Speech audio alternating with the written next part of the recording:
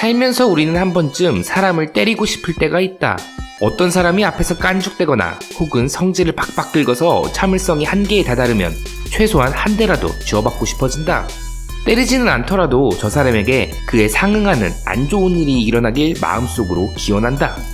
이렇듯 우리는 타인에 대한 폭력성을 우리 일상에서 자연스럽게 볼 수 있다. 하지만 대부분의 사람들은 이러한 감정이 올라올 때 참는다. 나는 여기서 한 가지 의문을 제기하고 싶다. 왜 참아야 할까? 단순히 법과 제도에 의해서 금지된 행동이기에 참아야 한다는 짧은 생각에서 멈추고 싶진 않다. 우리는 누구나 세상에 강제로 태어난 존재들이며 법과 제도를 따르는 것은 어디까지나 자유의 영역이다. 법을 따르지 않아 일생을 구속상태로 제어된 채 살아가는 것도 어찌 보면 하나의 선택이기 때문이다.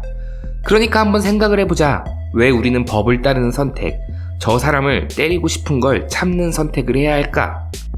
우리는 동물이다. 지구상의 모든 동물의 행동은 본능의 발현으로 인한 행동과 후천적 학습을 통한 행동으로 나뉜다. 그리고 그중 특히 인간의 경우 후천적 학습으로 인한 행동이 일생에서 많은 부분을 차지하고 있다. 반면 본능적인 행동들은 흔히 욕구 등으로 분리되며 무의식 어딘가에 처박혀버린다. 처박힌 본능을 확인하는 방법은 간단하다. 직감적으로 싫은 것과 좋은 것을 느끼는 것이다. 예를 들어 대부분의 사람은 뱀을 싫어한다.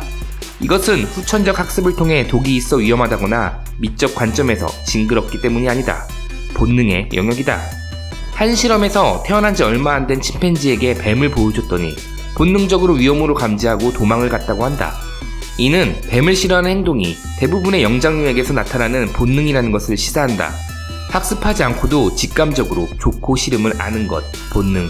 생명체의 본능은 진화론 쪽 관점에서 어떤 방식으로든 생존에 쓸모가 있기에 존재한다. 뱀이나 지네를 싫어하는 본능이 생존에 유리한 것처럼 높은 곳을 싫어하는 본능은 원시 DNA에 남아있는 근원적인 두려움이리라. 높은 곳을 좋아하는 개체들은 대부분 떨어져 없어졌을 테니 말이다. 무의식에 처박힌 본능의 영역은 생존에 어떻게든 쓸모가 있기에 남아있다. 위와 같은 배경에서 앞서 말한 주제, 저 사람을 때리는 안 되는 이유를 고찰해보자. 사람을 때리고 싶은 것도 본능이다. 그리고 이건 역시 생존에 유리했기에 남아있는 것이다. 재밌는 점은 무의식에 처박아둔 본능들은 항상 틈으로 새어나와 어떻게든 인간 사회에서 제도로 자리 잡는다. 식욕은 미식의 영역으로, 성욕은 매춘의 영역으로, 폭력은 스포츠의 영역으로 자리 잡았다. 하지만 우리가 궁금한 것은 스포츠로 자리 잡은 불특정 다수에 대한 폭력성이 아닌 그냥 눈앞에서 깐죽대는 저 사람을 쥐어받고 싶은 본능이다. 이것은 왜 제도로 자리 잡지 않았을까? 나는 이것이 다른 본능이 억눌렀기 때문이라 생각한다.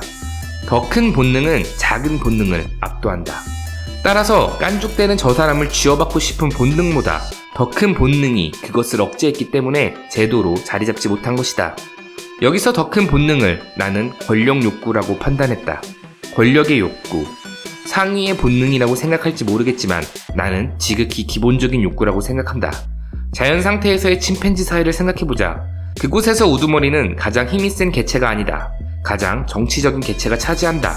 동료의 털을 잘 골라준다던가 먹이를 양보한다던가 위와 같이 인간 기준에서 선한 것들로 분류되는 행위를 통해 권력을 장악한다.